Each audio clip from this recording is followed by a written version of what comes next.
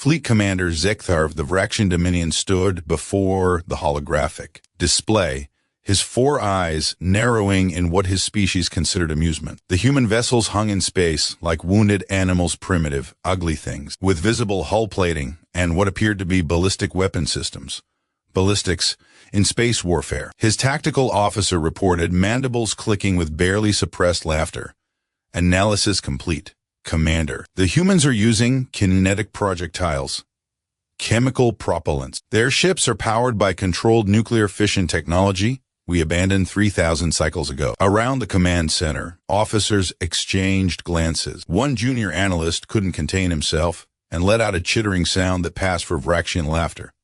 Zek'thar allowed it. The intelligence reports had been circulating through the fleet for days, each revelation more absurd than the last. Another officer commented, disbelief evident in his tone. They throw metal at each other. At relativistic speeds in atmosphere, they still use gunpowder. Zek'thar pulled up the human military specifications on his personal display. Bullets, missiles with explosive warheads, something called a railgun that was essentially a more sophisticated version of throwing rocks. Their soldiers carried weapons that would be at home in a museum of primitive warfare. The tactical officer continued, reading from his data pad. They come from a heavy gravity world with aggressive megafauna, extreme weather systems, and they apparently evolved as persistence predators. Their military doctrine is built around something called combined arms warfare, which is essentially coordinating multiple primitive weapon systems simultaneously. Zek'thar mused aloud, his voice dripping with condescension. How charmingly simple. The Vraxian Dominion had fought and conquered 14 species. All had possessed directed energy weapons, quantum entanglement communication, artificial gravity, manipulation. These humans, these newcomers to the galactic stage, had the audacity to bring bullets to a plasma fight. His second-in-command ventured carefully. Commander, the humans have rejected our territorial claims in the Proxima Sector. They have fortified 3 colony worlds and are bringing up reinforcements. Zekthar's primary eyes gleamed. Bring up reinforcements armed with what? More slingshots? The command deck rippled with amusement. Prepare the third fleet. We'll demonstrate to these primitives what real warfare looks like. Perhaps they'll surrender after they see their metal pellets bounce harmlessly off our shields. Should we request additional support, Commander? Zekthar's voice carried genuine surprise. For humans, 5 battlecruisers should suffice. We'll have this resolved by the next cycle. Later, Zek'thar would reflect from his medical pod on those words, on that arrogance. How wrong he had been. How catastrophically, terribly wrong. The Battle of Proxima Prime began exactly as Zek'thar had anticipated, with overwhelming Vraxian superiority. His 5 battlecruisers emerged from quantum-fold space in perfect formation, their plasma cannons already charging, shield matrices at maximum. The human fleet waited for them. 12 vessels, blocky and crude, bristling with what looked like ancient artillery pieces. Zek'thar could see their launching bays, could count the missile pods, could detect the electromagnetic signatures of what had to be primitive radar systems. He gave the order confidently. All vessels advance to engagement range. Target their command ship first. Let's end this quickly. The Vraxian fleet moved forward with practiced precision. At 40,000 kilometers, Zek'thar ordered his ships to fire. Plasma bolts lanced across the void, brilliant streams of superheated matter that could melt through most known armor in seconds. The human shield system's visible electrical barriers, of all things, flickered and strained under the assault. And then the humans returned fire. The first indication something was wrong came from the sensor station. An officer called out, confusion in his voice. Commander, detecting multiple launches from human vessels. Mass driver signatures, chemical rockets, and what are those? Those were clouds. Thousands upon thousands of objects spreading across space like lethal fog. Zek'thar barked urgently. Evasive maneuvers, but he was too slow, too confident. The first wave hit his flagship's shields, not plasma or energy weapons, but solid projectiles moving at a significant fraction of the speed of light, hundreds of them. Thousands. The shields, designed to dissipate energy weapons, could stop them, but each impact drew power, massive amounts of power. Then came the missiles, not seeking energy signatures or quantum locks, but guided by simple optical tracking and predictive algorithms. They weren't sophisticated enough to be fooled by electronic countermeasures. They just came, wave after wave, detonating against shields in conventional, horrifyingly powerful chemical explosions. Tactical reported alarm creeping into his voice. Shield integrity at 70%. Zek'thar muttered in disbelief. Impossible. We've barely been engaged for the railgun round punched through. The shields of the cruiser Dominant will like they weren't there. The tungsten rod, accelerated to 40 kilometers per second, struck the ship amidships. There was no explosion, no dramatic fireball. The rod simply passed through, carrying its kinetic energy through deck after deck, vaporizing everything in its path. Dominant will broke apart, its antimatter containment failing. The explosion briefly illuminated the battlefield, like a newborn star. Zek'thar's confidence shattered. All ships, full defensive formation, returned fire. But the humans weren't done. While his fleet concentrated on the warships, smaller human vessels, little more than engines with cargo bays scattered across the battle space, they released their payloads. Thousands of ball bearings, shrapnel, debris, space-based mines, moving in unpredictable patterns, turning the engagement zone into a lethal debris field. Vraxian ships began to take damage, not from overwhelming firepower, but from 1,000 cuts. Hull breaches from micrometeorite impacts, sensor arrays blinded by chaff, communication systems jammed by what appeared to be radio frequency interference. The communications officer reported desperation bleeding through. They're using electromagnetic pulses, simple, broad-spectrum electromagnetic pulses. Our quantum systems are compensating, but another railgun strike. This one hit Zek'thar's flagship. The impact threw him against his command throne. Warning klaxons screamed throughout the ship. The holographic display flickered and died, replaced by emergency lighting that bathed everything in an ominous red glow. Zek'thar shouted over the chaos. Damage report. The response came back, barely controlled panic evident. Deck 17 through 23 destroyed. Shield emitters 1 through 5 offline. We're venting atmosphere from multiple hull breaches. Zek'thar pulled up visual sensors.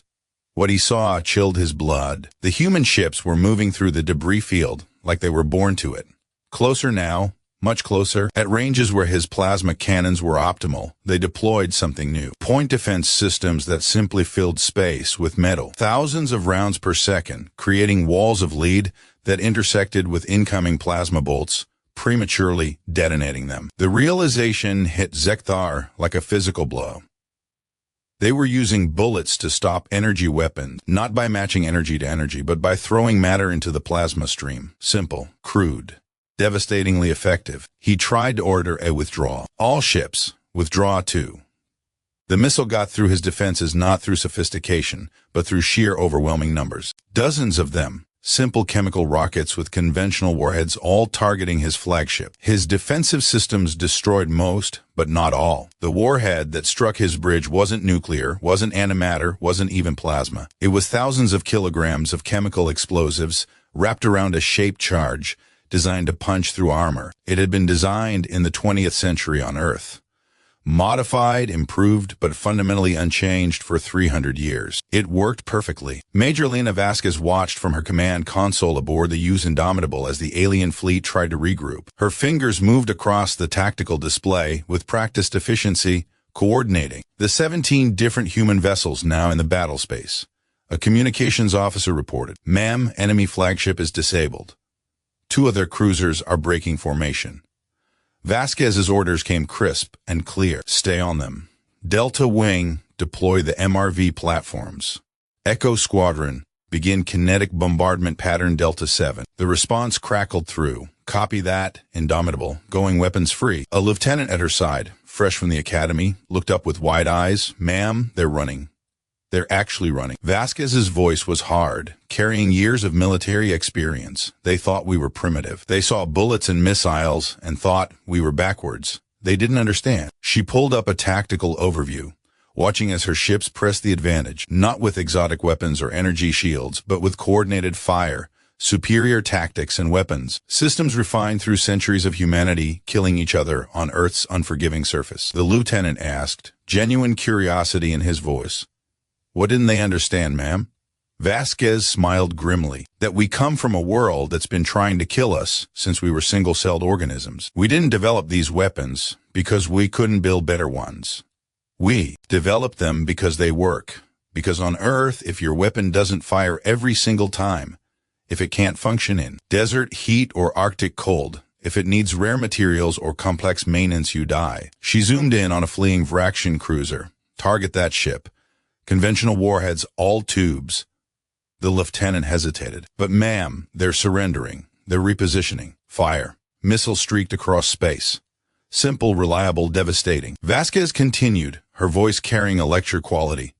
They thought kinetic weapons were primitive. They thought explosives were crude. They didn't realize that humanity has spent 10,000 years perfecting the art of throwing things at our enemies hard enough to kill them. We started with rocks and spears, then arrows and catapults, then bullets and bombs. Each iteration refined, improved, tested in the crucible of constant warfare. The lieutenant nodded slowly, understanding dawning on his face. Vasquez admitted the point. Their plasma weapons are impressive, but they're finicky. They require massive power. They can be diffused or deflected. Our bullets, she gestured at the display. Our bullets don't care about your shields if we fire enough of them. Our missiles don't need exotic materials. Our railguns are just electromagnets and math. Simple, reliable, devastating. The tactical officer updated her. What's the status of their flagship? Dead in space, ma'am? Life support failing? They're broadcasting surrender on all frequencies. Vasquez leaned back in her chair. Accept their surrender. Dispatch rescue craft. She turned to the lieutenant. And Lieutenant, start recording their testimonies. Let's make sure the rest of the galaxy understands what happens when you underestimate a species from a death world. Zek'thar floated in the zero gravity of his failing ship. 3 of his 4 eyes, closed from injuries, listening to the rescue beacon pulse its desperate signal. Around him, the groans of dying crew members echoed through the darkness. Emergency lighting flickered sporadically, casting shadows that seemed to mock his earlier confidence. His thoughts came slowly, consciousness fading. They used bullets, metal and explosives and kinetic energy, weapons his ancestors had abandoned millennia ago. And his fleet couldn't stop them. The human rescue craft arrived within the hour. As the soldiers pulled him from the wreckage, Zek'thar saw their weapons compact, efficient rifles, chemical propellant firing metal projectiles. The same weapons humanity had carried for centuries. The same weapons he had mocked. One of the humans spoke through a translator, her voice neither harsh nor gentle. You're safe now. The battle's over. Her name tag read Vasquez. Zek'thar managed to speak through his own translator, his voice weak. How? Your weapons so primitive. Major Vasquez knelt beside him as medics worked on his injuries. Her expression was neither cruel nor kind, simply professional, carrying the weight of victory earned through blood and preparation. We learned something long ago, Commander. It doesn't matter how advanced your weapon is if it can't hit the target. Plasma cannons are impressive, but they travel at the speed of light, visible, trackable. Our railgun rounds, invisible until impact. Our missiles, we've been building them since we learned to fly. Billions of hours of testing, refining, improving. She stood, preparing to move on to other duties. You thought we were primitive. You were wrong. We're refined. Every weapon system we field has been tested in real combat, modified, and improved over centuries. Your technology is more advanced, but ours is perfected. As they carried him to the human medical ship, Zek'thar saw the Indomitable through a viewport. It bore scars from the battle-scorched hull plating, damaged sensor arrays, evidence of the plasma weapons that had struck it. But it was intact, functional, victorious. He asked weakly, dreading the answer. What will you do now? Vasquez looked back at him, and in that moment, Zek'thar saw not cruelty but certainty. The certainty of a species that had clawed its way to the top of a hostile world's food chain and then reached for the stars. Now we send a message to the galaxy. Humanity didn't develop advanced energy weapons because we couldn't figure them out. We developed them and chose to keep our primitive kinetics because when you absolutely, positively need to eliminate a target, you don't trust exotic physics.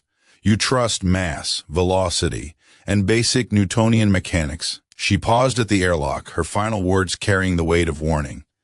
Tell your people, Commander. Tell them what you learned today. Tell them that humans come from a world that's been trying to kill us since before we stood upright. Tell them we learned to fight in gravity wells, hostile atmospheres, and resource scarcity. Tell them that when we brought our weapons to space, we didn't bring them because they were all we had. Her eyes locked with his, and Zek'thar felt the full weight of humanity's presence in the galaxy. We brought them because they're exactly what we needed. The airlock cycled shut, and Zek'thar was left in the medical bay, surrounded by efficient human doctors and their reliable, refined, devastatingly effective technology. Technology that didn't need to be exotic to be lethal. Technology that had been perfected through millennia of warfare on a planet that bred survivors. In the days that followed, his testimony along with sensor logs from the battle spread through the galaxy like wildfire. The Vraxian Dominion withdrew its territorial claims without further contest. 3 other species who had been eyeing human space suddenly became very interested in diplomatic relations. Trade agreements were proposed, non-aggression pacts were signed, all of them carefully worded to avoid conflict with the species that brought bullets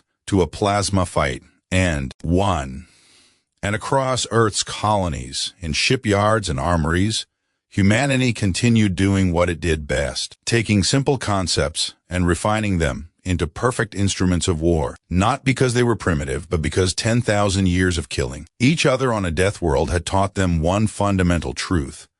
Sophistication is worthless without reliability. Advancement means nothing without effectiveness. And sometimes the best way to win a war isn't with the most advanced weapon. It's with the weapon that works. Every single time.